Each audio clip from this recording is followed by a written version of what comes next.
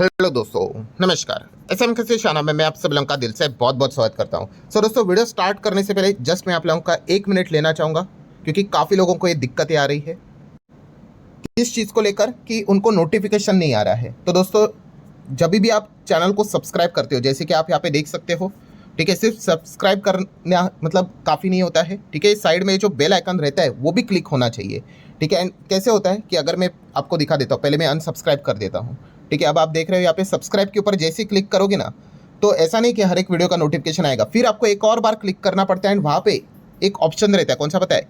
All. Yes, all के ऊपर आपको क्लिक करना पड़ता है। जैसे आप ऑल के ऊपर क्लिक करोगे ना, ये देखो, फिर आपको हर एक वीडियो का नोटिफिकेशन मिलेगा, ठीक है। तो ये चीज़ आप कर लेना, तो फिर आपको, जैसे मैंने कहा, कि हर एक वीडियो जब भी अपलोड होगी उसका नोटिफिकेशन टाइमली मिलता रहेगा। सो ठीक है दोस्तों, फिलहाल इस वीडियो को स्टार्ट कर लेते हैं। तो यस दोस्तों, यहाँ पे हम लोग बात करने वाले कमाल की ब्रेकिंग न्यूज़ के बारे में। मतलब, तो दोस्तों आप सभी लोगों को पता है कि कोई भी बिजनेस, कोई भी सेक्टर, कोई भी सेगमेंट जो चलता है, ठीक है, उसके नियम कानून कायदे हमें देखने को मिलते हैं, ठीक है। और जो भी नए नियम कानून कायदे होते हैं दोस्तों, ठीक है, वो पर्टिकुलर सेक्टर को बढ़ा भी सकते हैं, किसी पर्टिकुलर सेक्टर को गिरा भी सकते हैं, ठीक है। मतलब उनमें जो काम करने वाली कंपनियां होती है वो अच्छा भी कर सकते हैं, बुरा भी कर सकती है। और एग्जैक्टली दोस्तों कुछ ऐसा ही हम लोग को होते हुए देखने को यहाँ पे मिलने वाला है। मतलब यस दोस्तों, यहाँ पे हम कह सकते हैं एक जो कानून है, एक एक्ट है, उसमें हम लोग को बदलाव होते हुए देखने को मिलने वाला है दोस्तों। और वो एक्ट कौन सा है? Atomic energy act 1962।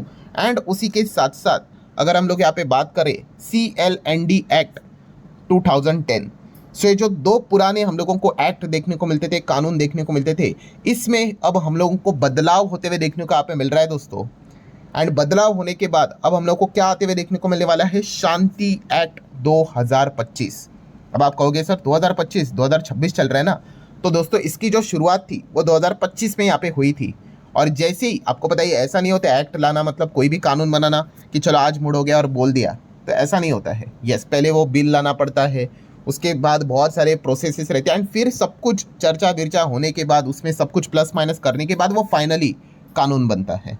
सो शांति एक्ट दोस्तों हम लोग को फिलहाल तो देखने को मिल रहा है। एंड आप देख सकते हो दोस्तों, जैसे अभी मैंने आप लोगों को कहा कि उसका पहला जो स्टेप रहता है वो ड्राफ्ट पेपर यहाँ पे रहता है, और वो दोस्तों यहाँ पे इंडिया ने, मतलब सरकार ने यहाँ पे पब्लिश कर दिया है कि हाँ भाई, अब यहाँ पे हम इस एक्ट में, जो पुराने जो एक्ट थे उसमें ये बदलाव करने जा रहे हैं, और शांति एक्ट अब हम लोग को लागू होते हुए देखने को यहाँ पे मिल जाएगा। सो दोस्तों अगर ये लॉ पास हुआ, ठीक है, एंड अगर ये एक्ट यहाँ पे बना, तो दोस्तों यहाँ पे दो बहुत बड़े बदलाव हम लोग को होते हुए देखने को यहाँ पे मिलने वाले हैं एक पर्टिकुलर सेक्टर को लेकर। एंड उसमें हम कह सकते हैं दोस्तों कि दो ऐसे प्लेयर जिनको पहले परमिशन ही नहीं थी कि आप यहाँ पे एंटर ही नहीं कर सकते हो, उनके लिए ये दरवाज़ा खुल जाएगा। यस, कौन से सेक्टर की यहाँ पे मैं बात कर रहा हूँ, आपने जैसे ये सारे कानून नियम यहाँ पे देखकर आपको पता चल ही गया होगा। यस, न्यूक्लियर एनर्जी की यहाँ पे मैं बात कर रहा हूँ दोस्तों। इंडिया का नया न्यूक्लियर एनर्जी लॉ हम लोगों को पास होते हुए देखने को मिल रहा है। और जैसे मैंने कहा कि ये जब पास यहाँ पे हो जाएगा, तो दो प्लेयर्स के लिए एंट्री हो जाएगी। पहला प्लेयर है दोस्तों हमारे प्राइवेट प्लेयर्स। प्राइवेट प्लेयर मतलब प्राइवेट कंपनियां। प्राइवेट कंपनियां के लिए न्यूक्लियर सेक्टर पहले ओपन नहीं था पुराने कानून के हिसाब से। छोटा मोटा काम करती थी पर बड़े लेवल पे नहीं, वहां पे सिर्फ सरकार ही होती थी। एंड दोस्तों जैसे ये लॉ पास होगा तो दूसरा कौन रहेगा? विदेशी प्लेयर। यस दोस्तों, फॉरेन प्लेयर्स को भी यहाँ पे परमिशन दी जाएगी न्यूक्लियर सेगमेंट में एंट्री करने से रिलेटेड। सो नो डाउट बहुत सारे टर्म्स एंड कंडीशन भी होंगे, ठीक है, कंट्रोल सरकार ही रखेगी, ठीक है। पर एंड जैसे मैंने कहा कि विदेशी प्लेयर मतलब ऐसा नहीं कि कोई भी आएगा, जिनके पास बहुत अच्छा खासा एक्सपीरियंस है, जो प्रूवन टेक्नोलॉजी, मतलब उन्होंने पहले इसमें काम किया है, उन्हीं को ही एंट्री मिलेगी। सो काफ़ी स्ट्रिक्ट रूल्स एंड रेगुलेशन है। बट बॉटम लाइन क्या है दोस्तों कि न्यूक्लियर सेक्टर अब हम लोगों को प्राइवेट प्लेयर्स के लिए, विदेशी प्लेयर्स के लिए ओपन होते हुए देखने को यहाँ पे मिल रहा है। आई नो सबसे पहले तो आपके दिमाग में यही आएगा कि भाई क्या ज़रूरत क्या है। तो दोस्तों आप सभी लोगों को यहाँ पे पता ही है कि एनर्जी की demand, requirement day by day बढ़ती ही जा रही है। एंड जिस प्रकार के नए नए टाइप के टेक्नोलॉजीज, बिजनेसेस आ रहे, लाइक AI की बात करें, डेटा सेंटर की बात करें, लिटरली इनको एनर्जी की इतनी रिक्वायरमेंट होती है, तो ये जो पुराना जो सिस्टम चल रहा है उससे इनका एनर्जी का मतलब रिक्वायरमेंट की पूर्तता करना, फुलफिलमेंट करना, ये काफ़ी मुश्किल होने वाला है। एंड इसीलिए दोस्तों यहाँ पे हम कह सकते हैं कि न्यूक्लियर एनर्जी की रिक्वायरमेंट यहाँ पे हमें बढ़ानी पड़ेगी। बाकी भी एनर्जी से रिलेटेड जो चीज़ें चल रही है वो भी मतलब आगे ही लेके जाने की कोशिश की जा रही है। बट यस, न्यूक्लियर एनर्जी से रिलेटेड अगर बात करें, ये चीज़ें काफ़ी पीछे है। क्यों? क्योंकि सिर्फ सरकार ही तो यहाँ पे काम कर रहा है। एंड सरकार ने खुद यहाँ पे बताया था, सरकार ने मतलब प्राइम मिनिस्टर मोदी जी की भी बात कर ले, अभी 15 अगस्त की स्पीच में भी उन्होंने ये पॉइंट सामने रखा कि 2047 तक इंडिया का टारगेट क्या है कि 100 गीगावाट न्यूक्लियर पावर तक हमें यहाँ पे पहुंचना है। एंड इसी चीज़ के चलते अगले 10 साल में, डिकेड में 5 रिएक्टर भी वो यहाँ पे मतलब टारगेट कर रहे हैं। सो मतलब पॉइंट यहाँ पे क्या है दोस्तों कि न्यूक्लियर सेगमेंट को बढ़ावा देने की कोशिश यहाँ पे की जा रही है। एंड 100 गीगावाट का टारगेट है। आपको पता है अभी का हमारा न्यूक्लियर सेगमेंट में कितना काम हो रहा है? केवल 8 गीगावाट 2026 में, और 100 तक पहुंचना है। जस्ट इमेजिन, 10 गुना करोगे ना तो भी 80 होता है, उससे भी ऊपर जाना है। सो अकेले चलेंगे तो ये पॉसिबल तो यहाँ पे है नहीं। तो इसीलिए यहाँ पे प्राइवेट प्लेयर्स, विदेशी प्लेयर्स जो एक्सपीरियंस है, इनके लिए दरवाजे यहाँ पे खोले जा रहे हैं। आई नो तुरंत आपके दिमाग में एक सवाल तो यहाँ पे डिस्टर्ब कर ही रहा होगा कि क्या ये सेफ है, क्योंकि न्यूक्लियर की अगर बात करें, न्यूक्लियर एनर्जी की बात कर ले, काफ़ी सेंसिटिव मुद्दा है। ठीक है, इसीलिए तो पुराने कानून में हम लोगों ने देखा था कि सिर्फ सरकार का ही इसमें कंट्रोल था और किसी को मतलब एंट्री नहीं मिलती थी। तो दोस्तों यस, यहाँ पे ये जो नया कानून हम लोग को देखने को मिलने वाला है, उसमें जो फाइनल जो पावर रहेगी वो सरकार के पास ही रहने वाली है। AERB के पास ही, जो एटॉमिक एनर्जी रेगुलेटरी बोर्ड है, वही पावर लेकर चलने वाला है। Even though private players enter करे या फिर विदेशी प्लेयर्स यहाँ पे एंटर कर ले। ठीक है, एंड उसमें भी बहुत सारे टर्म्स एंड कंडीशन है कि ऐसा नहीं किसी को अगर परमिशन दे दी मतलब वो लाइफ टाइम रहेगा, नहीं, बार बार उनको रिन्यू करने किया जाएगा, उनके ऊपर फोकस रखा जाएगा कि भाई वो स्टैंडर्ड्स को मीट कर रहे कि नहीं, रूल्स एंड रेगुलेशंस को कंप्लाई कर रहे कि नहीं कर रहे। किधर भी अगर लगा कि कुछ दिक्कतें, तुरंत उनको बाहर का रास्ता भी दिखाया जा सकता है। सो मतलब ओवरऑल कंक्लूजन क्या है दोस्तों, कि कंक्लूजन यही है कि यस, न्यूक्लियर सेगमेंट यहाँ पे हमें क्लियर कट ओपन होते हुए देखने को यहाँ पे मिल रहा है। ठीक है, एंड अगर ये ओपन हो रहा है मतलब क्या है, यस, नई अपॉर्चुनिटी बिजनेसेस के लिए ओपन होते हुए देखने को मिल रहे हैं। जो इस पर्टिकुलर सेगमेंट में जो काम करने वाली कंपनियां रहेगी, ठीक है, तो उनके लिए एक नया दरवाजा खुलते हुए देखने को आप मिल रहा है, और ये एक ग्रोथ ओरिएंटेड सेगमेंट हम लोग को देखने को मिल रहा है।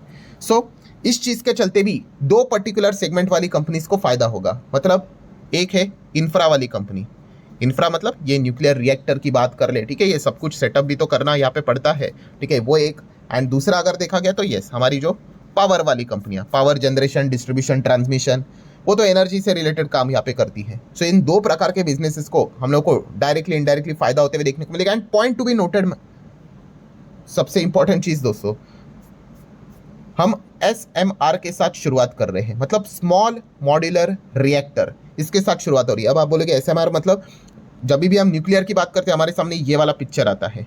ठीक है, ये वाला जो ये है वो क्या है, ये लार्ज न्यूक्लियर से रिलेटेड रिएक्टर आप यहाँ पे कह सकते हो। ठीक है, जो स्मॉल है SMR, ये वाला, ठीक है, इसके साथ शुरुआत होने वाली है। अब काफ़ी लोग कहेंगे अरे सर ये वाला इंपॉर्टेंट होता है ना, तो भाई शुरुआत जैसे मैंने कहा ना कि छोटे के साथ ही तो की जाती है। एक बार हम उसमें अच्छा काम करेंगे तो फिर हम लार्ज में भी आगे धीमे धीमे करके प्रोसीड जरूर करेंगे। सो इसी से रिलेटेड दोस्तों इंफ्रास्ट्रक्चर सेगमेंट की अगर बात कर ले, कौन कौन सी कंपनीज है जिनके लिए दरवाजे खुल सकते हैं, ठीक है, जस्ट इन्फॉर्मेशन देने की कोशिश यहाँ पे कर रहा हूँ। तो पहला नाम तो है दोस्तों L&T, yes, Larsen and Toubro, ये तो कभी पीछे रह ही नहीं सकता। देन अगर बात करें दोस्तों तो भेल, BHEL, यस, ये तो खुद सरकारी संस्था है, सरकारी कंपनी है, संस्था मतलब कंपनी कहना चाहिए। एंड पहले जो न्यूक्लियर से रिलेटेड काम चलता था उसमें भेल भी हम लोगों को देखने को मिलता था। ठीक है, तो भेल के पास तो ऑलरेडी न्यूक्लियर से रिलेटेड अच्छा एक्सपीरियंस है, सो जरूर इसका तो मतलब हम कह सकते हैं और अच्छा खासा काम बढ़ सकता है। Then MTAR technologies, private segment में काम करने वाली कंपनी, तो ये भी न्यूक्लियर से रिलेटेड छोटा मोटा काम करती है, तो ज़रूर इसके लिए एक दरवाज़ा ओपन हो सकता है। NTPC की भी अगर बात कर ले, इनके लिए भी दरवाज़ा यहाँ पे ओपन हो सकता है। HCC की अगर हम लोग बात कर ले, ठीक है, तो ये भी कंपनी के लिए न्यूक्लियर सेगमेंट से रिलेटेड इंफ्रास्ट्रक्चर सेगमेंट ओपन हो सकता है। पावर मेच कंपनी, ठीक है, इसको भी आप जरूर चाहो तो स्टडी यहाँ पे कर सकते हो। वालचंद नगर इंडस्ट्रीज लिमिटेड की अगर बात कर ले, तो इन सभी कंपनीज के लिए मतलब क्या है दोस्तों कि ऐसे एक होप क्रिएट हो चुके कि चलो एक नया सेगमेंट, न्यूक्लियर सेगमेंट हमारे लिए ओपन हो रहा है।